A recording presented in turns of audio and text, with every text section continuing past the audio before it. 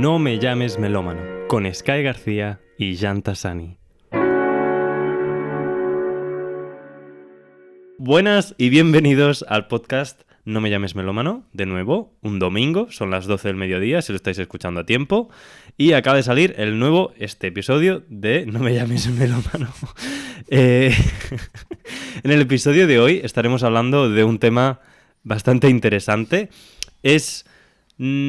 No lo estamos planteando como una serie como tal, pero sí que lo dijimos, de vez en cuando nos apetecería hablar de la música bajo la influencia de una dictadura o de un movimiento político muy influyente. Hablamos en su momento de la USSR. Exacto, con Shostakovich. Y hablaremos hoy de un tema que aquí Sky... ¿Cómo estás, Sky? Bueno, muy bien. ¿Tú también estás bien? Yo también estoy bien. Te veo a tope. Sí, os vamos a hablar de un tema un poco delicado, pero yo creo que muy interesante. Sí. Es la música en los regímenes fascistas y nazi, concretamente, esta vez. Cómo algunos compositores se adaptaron, otros resistieron en silencio y otros simplemente navegaron como pudieron un poquito entre el arte y el poder y fueron más pragmáticos. Vamos a empezar, el régimen nazi. El régimen nazi entendía muy bien el poder simbólico que tenía la música. Según un artículo de Classical Music Magazine, el partido utilizó la música como un espejo idealizado del alma alemana. Recordemos que en el nazismo se promovía este punto de la raza aria, superior, etc. Y promovían una estética que debía sonar pura, disciplinada y monumental.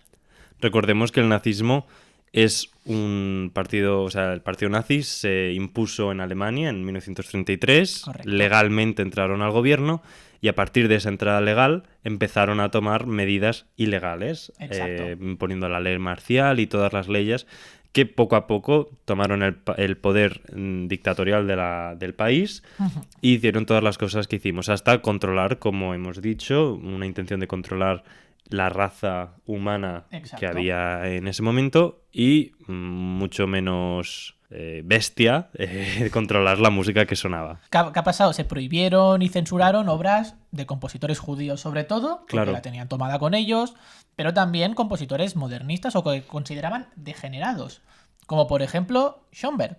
Es un compositor muy famoso, muy conocido, pero en su época tuvo problemas. Al mismo tiempo, el régimen apoyaba a otros músicos que, bien voluntariamente o bien involuntariamente, se convirtieron en emblemas del sistema. Hay que remarcar que todo este rechazo ya empezó unos años antes de que los nazis llegaran al poder oficialmente, por parte de sectores antisemitas y nacionalistas. Al final, al partido nazi en su día se le votó. O sea, claro, entró legalmente. Claro, o sea, fue votado por la gente y era gente que ya tenía esas ideas y que veía bien.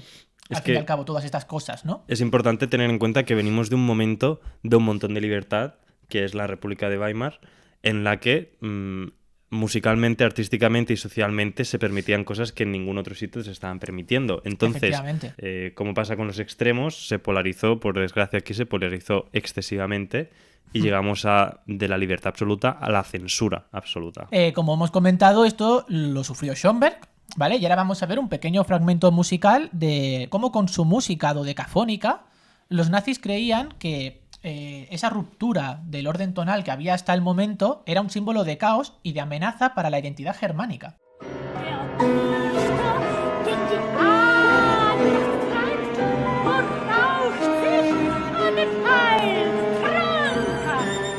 Bueno, recordemos que Arnold Schoenberg nació en 1874 en Viena, ¿vale? Y lo que acabamos de escuchar es el Pierrot Lunaire, una obra que fue súper importante en su momento. Bueno, el equivalente, entre muchas comitas, a la consagración, ¿no?, de Stravinsky, claro, que revolucionó todo y fue un momento, bueno, que igual que había gente que decía wow, gente que decía esto no.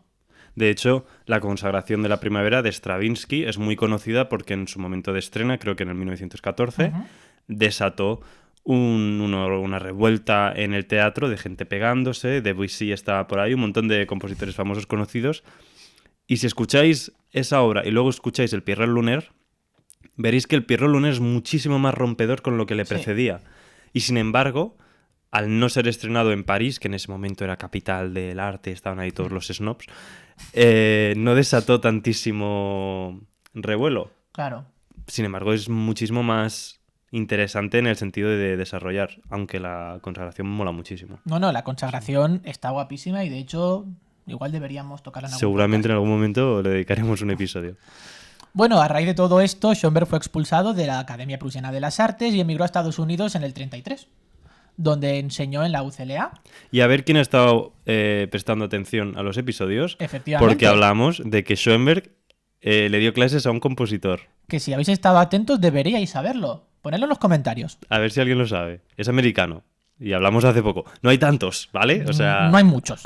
mirad los títulos de los episodios y ya lo veréis. Bueno, Schoenberg llegó a decir en su exilio que la música alemana ha sido expulsada de Alemania por todo lo que estaba pasando. Otro ejemplo que tenemos es Richard Strauss, un ejemplo clarísimo, en este caso, de la ambigüedad. Era una figura monumental de la música alemana, autor de óperas como Electra o Der Rosenkavalier. Vivió de 1864 a 1949 en Alemania. Cuando los nazis llegaron al poder en el 33, Strauss fue nombrado presidente de la Cámara Estatal de Música del Reich. Un cargo simbólico, pero que lo situaba en el corazón del aparato cultural alemán. Si os parece, vamos a escuchar a un trocito de Electra para ponernos en contexto y seguimos.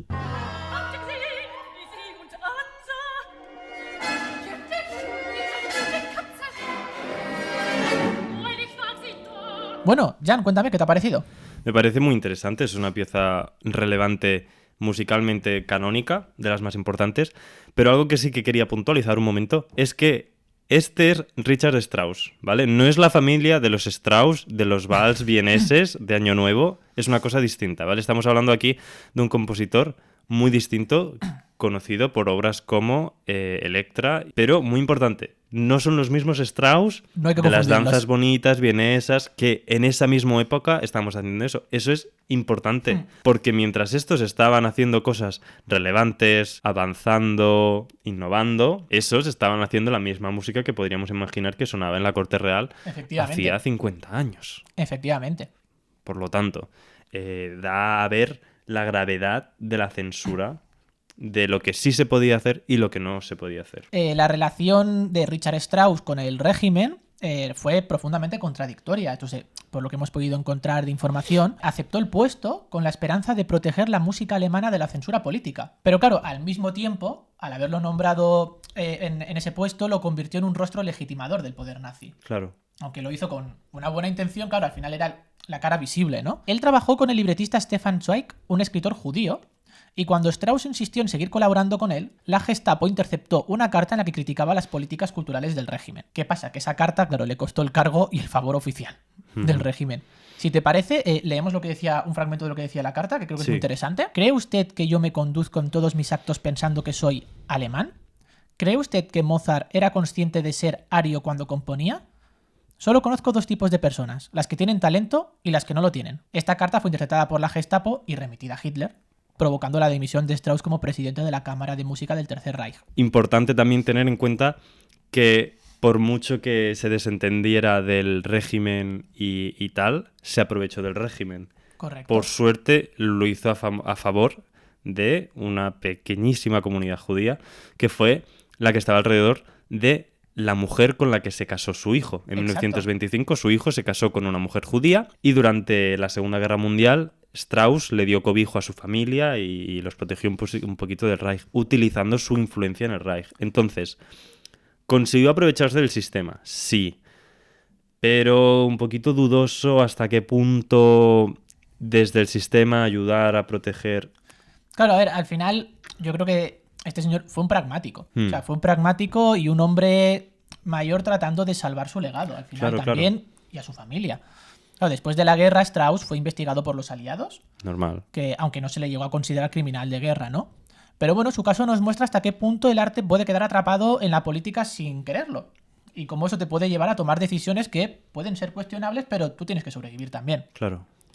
Otro caso que tenemos, también creo que bastante importante y seguro que conoceréis su obra, es Karl Orff y su obra Carmina Burana. Él vivió de 1895 a 1982 en Alemania. La obra Carmina Burana se estrenó en 1937 en plena Alemania nazi y la pieza tuvo un éxito inmediato. La prensa oficial la describió, según recoge BBC Music Magazine, como una música disciplinada, vital y profundamente alemana. Para el régimen, Carmina Burana encajaba perfectamente en esa estética monumental que ellos estaban buscando. Grandes coros, percusión masiva y una exaltación casi ritual de la fuerza colectiva. Pausa. ¿Te suena alguna obra que al final de la obra, en uno de sus últimos movimientos, tenga un momento grandioso, con coro y sea de un compositor germánico. Beethoven, ¿no? Estamos hablando de Beethoven. La novena sinfonía, el cuarto movimiento, el famoso himno de la alegría, grandioso, germánico como nadie.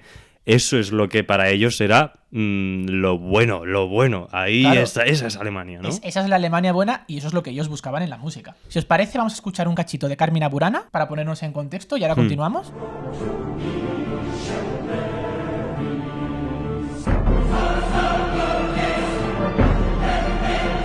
Pero es curioso, ¿no? Porque el texto original de Carmina Burana habla de amor, de vino, de deseo, o sea, temas muy alejados de lo que el grandiosismo, la fuerza, la potencia de la moral de los nazis que querían hacer. No, totalmente. Y, hostia, justo ahí está lo interesante, ¿no?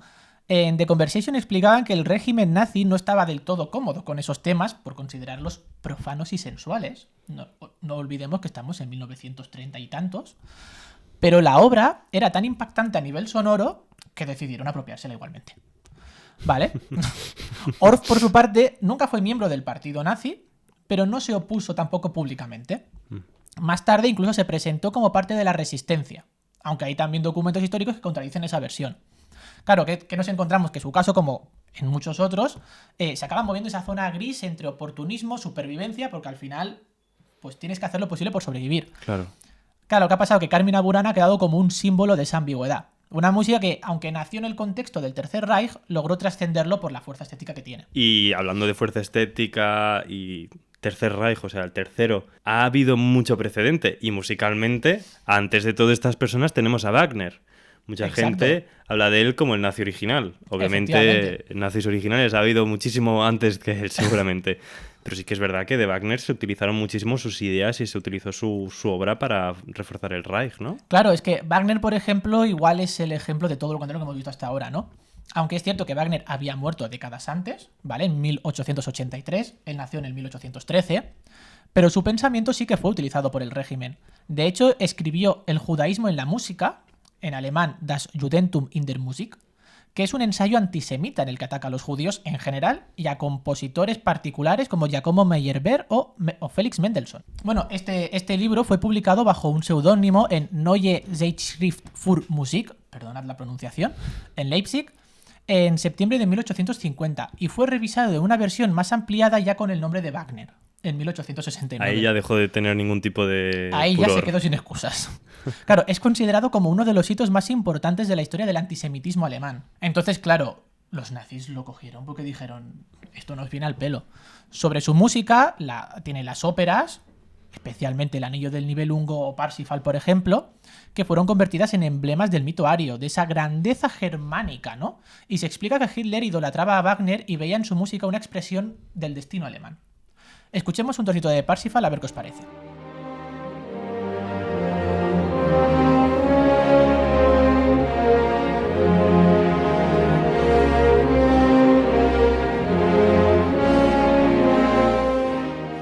Muy interesante Parsifal, es una ópera bastante larga, yo la vi en mi momento y la verdad que me desubiqué bastante, pero sí que es verdad que te acaba quedando mucho. O sea, yo recuerdo mucho ciertas cosas y obviamente al principio estás desubicado, pero luego te encuentras. Obviamente es una ópera en alemán, no te enteras de mucho, pero es muy interesante.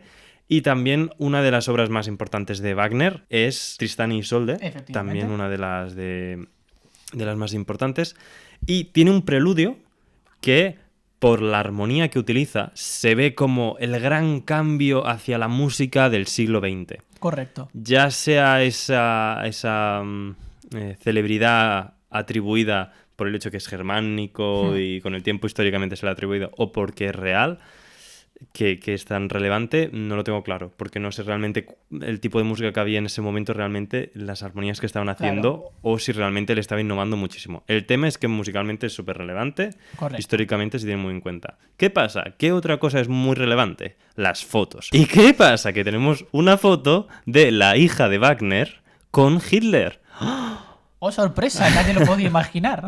Entonces, si ya es que eran vecinos de pequeños y por eso estaban juntos o por lo que sea que quieran justificar, eso ya no lo sé. Pero las pruebas están ahí. Da a pensar que si Wagner hubiera vivido suficiente, se hubiera afiliado a este movimiento que tan felizmente apoyaba los ideales que él había planteado. Claro, ¿qué pasa? Pues claro que toda esta problemática, esta lectura, borra al final la complejidad de su obra y la tiñe de una ideología, pero que es lógico. Porque es que Claro.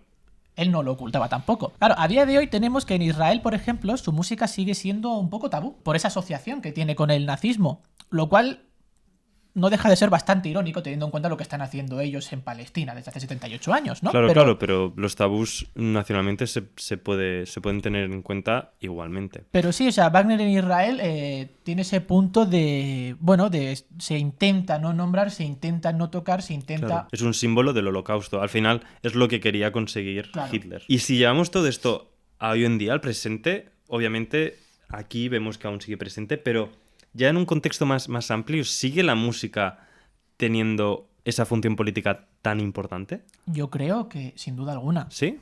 Sin duda alguna. No del mismo modo que bajo un régimen totalitario, ¿vale? Pero sigue siendo una forma de resistencia o de protesta. Hay artistas como Kendrick Lamar, Pussy Riot o Residente usan la música para denunciar abusos de poder, violencia policial, desigualdad social. Es lo mismo que hacía Shostakovich un poco en la URSS, solo que con otros lenguajes. También es cierto que en según qué país vivas o actualmente la represión tiene que ser un poco más sutil. Pero bueno, luego veremos ahora casos que no tanto.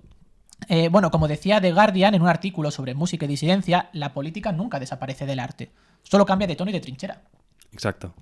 Además, en países democráticos quizá es más difícil prohibir directamente una canción porque iría en contra de la propia democracia, ¿no? Entonces vemos que ya de por sí hay muchísima más libertad de tener esta expresión política. Pero, aunque parezca mentira, pasa. Aunque nos pueda parecer mentira, en países democráticos pasa a veces esto. A veces puede pasar de manera... no de manera tan directa, por el gobierno, que la prohíba, pero bueno, por ejemplo, en Estados Unidos, canciones de temática LGTB, críticas sociales, son rechazadas por las estaciones de radio más conservadoras o censuradas omitiendo partes de la letra. Pero luego tenemos casos de manera directa. Bueno, eso también nos daría paso a hablar de la censura y realmente, porque en mucha música, para no ir más lejos, las palabras, el lenguaje soez se censura. ¿Hasta qué punto el lenguaje soez tiene una importancia política? O sea, realmente podríamos hablar sobre la censura y la música largo y tendido. Largo y tendido. Sin ir más lejos, un par de ejemplos de países que igual no nos consideraríamos tan malos, ¿no? Hong Kong, para empezar. Prohibió el himno protestante Glory to Hong Kong por considerarlo parte de actos separatistas que incitan a la división. Eso es literal lo que decían. Eso es un claro caso de censura por motivos políticos. Claro.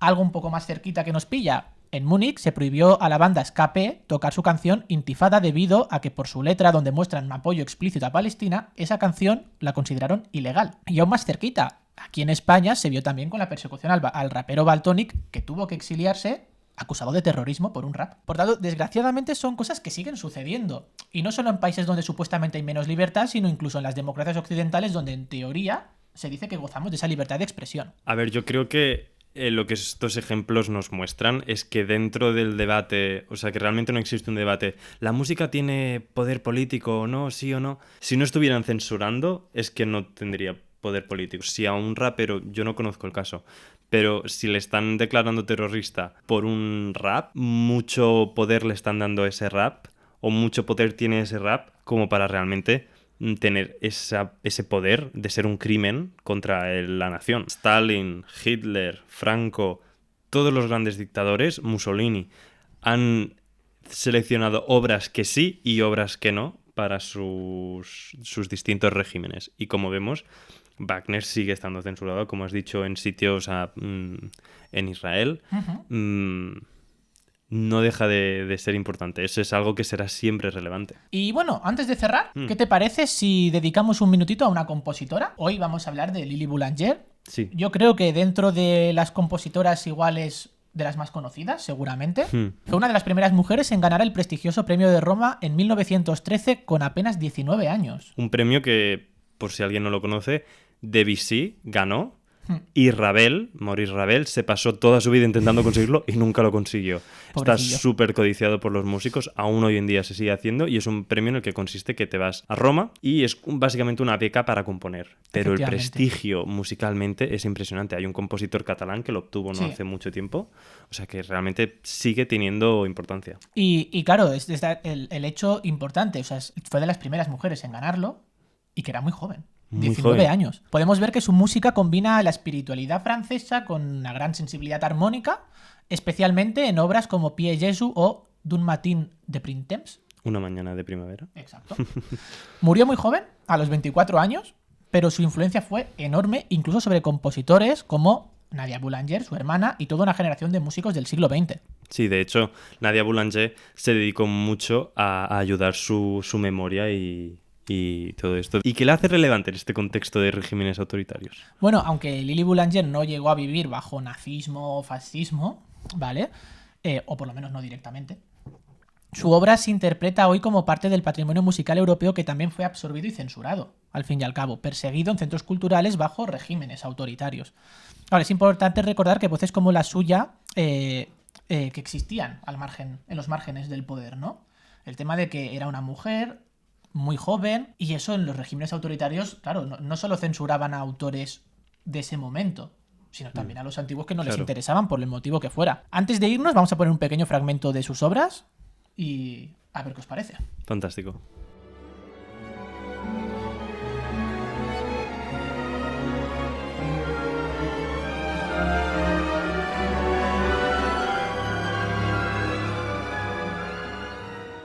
Perfecto cierre.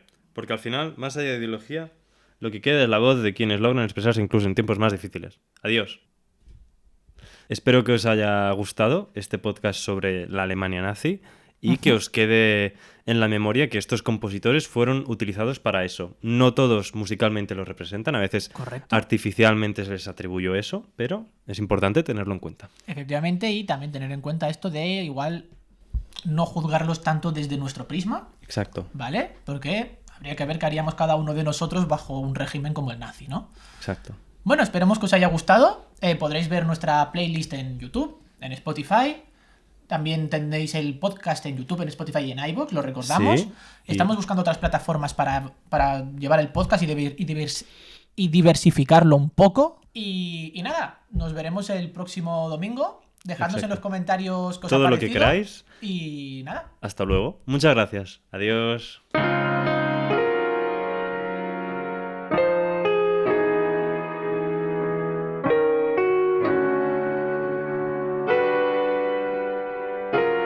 No me llames melómano, con Sky García y Jan Tassani.